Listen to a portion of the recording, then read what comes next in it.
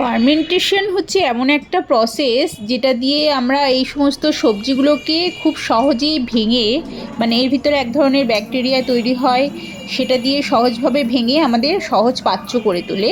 সূর্যের আলোতে এই রান্নাটা হয়। তো শীতকালে এখন নানান রকম সবজি বাজারে পাওয়া যায়, মূলো, গাজর, বিট, আমলকি, ফুলকপি, শসা তো সবসময় পাওয়া যায়, কাঁচা হলুদ। তো এই রকমের আমি কিছু সবজি নিয়েছি, এগুলোকে ছোট ছোট করে কেটে নিয়েছি। আমি ছোট ছোট করে কেটে খানিকক্ষণ রোদে দিয়ে শুকিয়ে নেব। এরপরে এটার সঙ্গে আমরা লবণ মেশাবো। সন্দক লবণ মেশাতেও পারেন, আমি পিঙ্ক সল্ট মিশিয়েছি।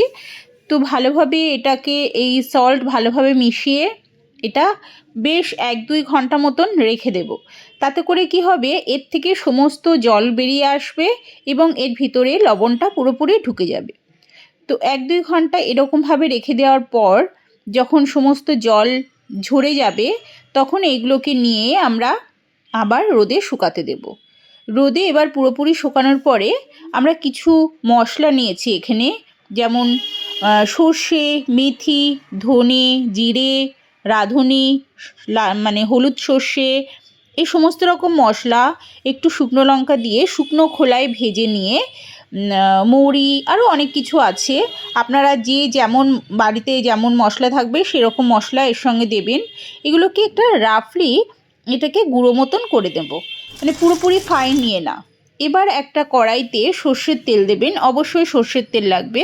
তার সঙ্গে একটু রসুন দেবেন আর কাঁচা লঙ্কা, শুকনো লঙ্কা ফোড়ন দিয়ে অল্প একটু হলুদ। এটা পুরো কিন্তু গ্যাসটা তখন বন্ধ করে নেবেন। যখন হলুদ আর শুকনো লঙ্কাটা মেশাবেন তখন গ্যাসটা কিন্তু পুরোপুরি অফ করে নেবেন।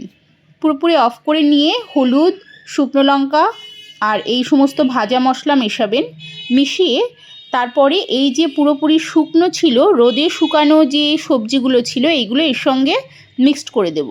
এই সমস্ত প্রসিডিওর চলছে কিন্তু গ্যাস অফ অবস্থায়, গ্যাস কিন্তু জ্বালাবেন না। আর এইগুলো সমস্ত মিশিয়ে নিয়ে এবার একটা জারের মধ্যে, কাচের জারে ভরে রাখবো। কাচের জারটা অবশ্যই যেন শুকনো হয়, একটুও যেন জল না থাকে। এবার এর মধ্যে অল্প ভিনিগার দিয়ে দেবেন আর লেবুর রস দিয়ে দেবেন। ভিনিগার আর লেবুর রস দিয়ে এবার এটাকে কাচের জারে ভরে 7 দিন মতন এটাকে ভালো রোদে রাখতে হবে। 7 দিন পরে এটা রোদের আলোতেই রান্না হয়ে পুরোপুরি ফার্মেন্টেড হয়ে খাওয়ার জন্য রেডি হয়ে যাবে।